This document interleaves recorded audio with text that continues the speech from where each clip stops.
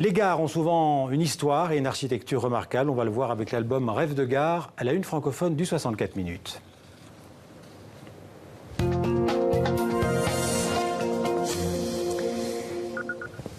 Et j'ai le plaisir d'accueillir Patricia Defever-Capferrer.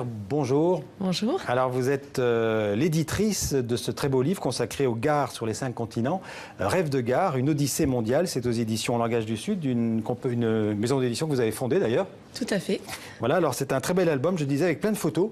Une cinquantaine de gares d'hier et d'aujourd'hui, du 19e à nos jours, classées par ordre alphabétique. On va en voir quelques-unes et puis on va un peu parler avec vous de ce que représentent les gares dans le paysage urbain. On va commencer peut-être par la gare d'Anvers, en Belgique, qui est une très belle gare, impressionnante. Voilà, on voit l'intérieur de la gare qui date de 1905. La gare, on peut le dire, c'est l'espace public par excellence. C'est l'endroit des rencontres. C'est l'endroit des rencontres, ouais. C'est aussi un lieu d'architecture emblématique souvent, dans la ville. Pour moi, c'est le lieu aussi de modification des villes et donc c'est pour ça qu'on a voulu montrer ça à travers le monde. Ouais. Alors on va continuer à voir quelques gares. Je pense que ah oui, alors là on passe directement à l'aspect cinématographique.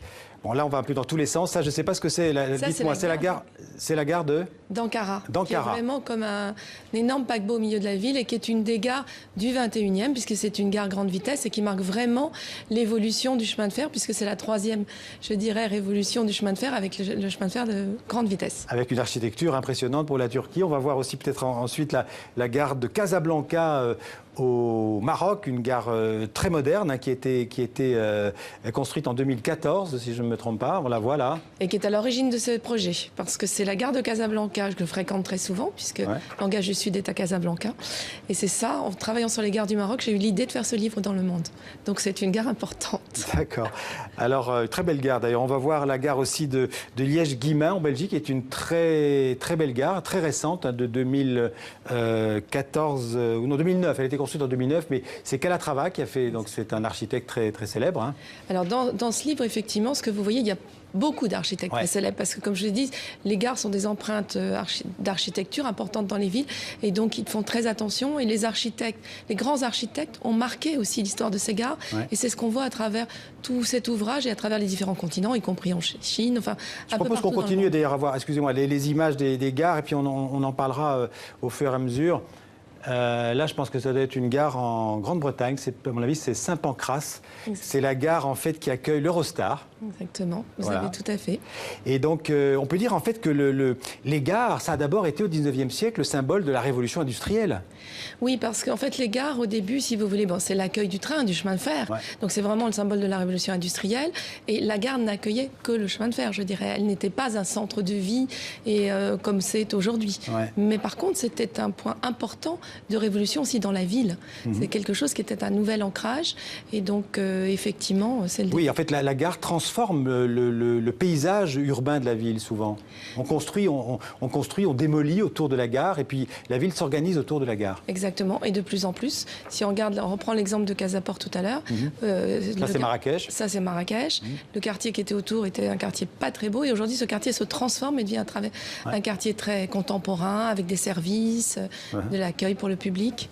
Donc effectivement. Et donc c'est en même temps comment dirais-je, un élément d'urbanisation et de modernisation des villes souvent, mais c'est aussi une mémoire de la ville, la gare. Quand la gare ancienne est restée, était rénovée. Ben, c'est une mémoire parce que d'abord c'est aussi un lieu de culture. Dans les gares, vous allez trouver beaucoup de choses qui sont des frises, des symboles je dirais de la construction et aussi de la culture. Et effectivement, vous trouvez ça dans les mémoires. Et puis parce que on va parler tout à l'heure du cinéma, mais il y a beaucoup de choses qui se sont passées dans la gare. Alors on va voir peut-être, je ne sais pas de quelle gare il s'agit. Marrakech. Voilà, Marrakech toujours. Ça, je pense que c'est Naples peut-être. C'est Naples, oui. Oui, c'est la nouvelle gare, en fait, qui est la gare de Zadig. Donc alors, vous venez d'évoquer le cinéma, et c'est vrai que très souvent, le cinéma a utilisé les gares pour des scènes d'action, pour des scènes de suspense, de retrouvailles, d'adieu. C'est vraiment quelque chose qui est dans la mémoire collective. Alors, pourquoi on a fait cela? Ça, c'est Grand Central à New York. Oui, tout à fait. On a voulu faire cela parce que, si vous voulez, souvent le chemin de fer est associé au cinéma, mais les gares il n'y avait jamais eu d'ouvrage et de thématique associée au cinéma. C'est pour ça qu'on a voulu indiquer ça, faire ça dans notre ouvrage. Donc, il y a plusieurs pages consacrées au cinéma. Il y a 15 thématiques. Le western, le fantastique, le Grand Central, enfin, beaucoup de choses. Mais ça, c'est tout à fait passionnant. On va continuer. Je crois qu'on a encore la gare de Lyon en magasin, qui était vraiment une gare très connue par les Français, avec ce fameux restaurant, parce ça peut aussi associer j'allais dire, le déplacement à la gastronomie. C'est le Train Bleu. Train Bleu. Voilà. Et la gare de Lyon, qui est une gare, vous savez que moi j'ai redécouverte en faisant ce reportage, dans laquelle je passais tout le temps, et j'avais oublié de regarder les détails. Et il y a beaucoup de détails dans notre gare. C'est la fameuse tour de la gare de Lyon. Alors, bon, il y a énormément, c'est sur les 5 continents, il y a des gares dans votre livre en Nouvelle-Zélande, en Afrique, notamment au Congo, Brazzaville, en Chine. Il y a plusieurs très belles gares dans la Chine, disons, du 21e siècle. Les gares, donc, comme symbole d'une époque et d'une société, en fait. Mais c'est en fait ce qu'on a voulu montrer dans le livre, et je pense qu'on le voit assez bien si vous tournez toutes les pages, c'est que c'est aussi, ce sont des moments de vie.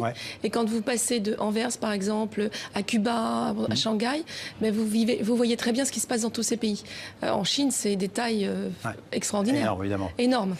Merci beaucoup, Patricia de Defever-Cafferet, de nous présenter ce très beau livre, donc Rêve de gare, une odyssée mondiale, aux éditions Langage du Sud. Merci infiniment. Merci.